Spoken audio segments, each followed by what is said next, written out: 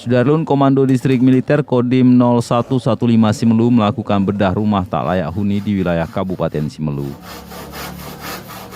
Dandim Simelu Letkol Infantri Yogi Bahtiar saat meninjau salah satu rumah yang sedang dibedah oleh prajurit Kodim Simelu mengatakan bahwa dalam kurun waktu tahun 2021 terdapat 9 unit rumah tak layak huni milik warga yang kurang mampu telah dibedah.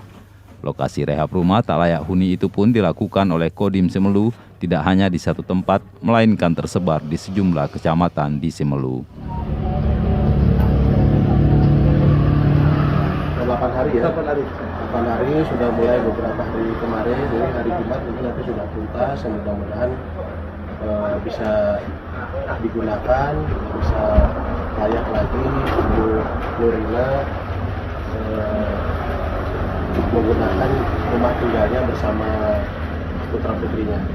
Kemudian untuk kriteria kita pun tentunya tidak sembarangan, kita mencari bersama dan Rabu, dan bisa maupun staf saya hasilnya dalam hal ini kriteria itu baik dilihat dari keseharian, kemudian dari ekonominya, kemampuan di dalam kehidupan bersosial dan sebagainya. Dan kriteria ada beberapa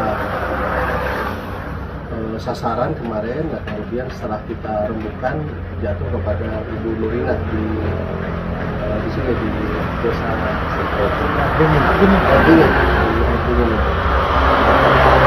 Kalau dari angkatan yang ada yang seperti ini memang untuk saat ini untuk semester 2 tahun 2001 memang ada bedah rumah ini.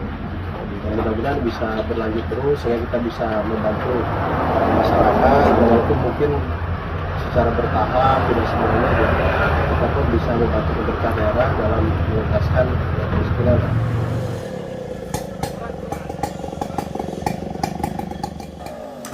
Dari Simelu, Sari Mulyasno, Serambion TV.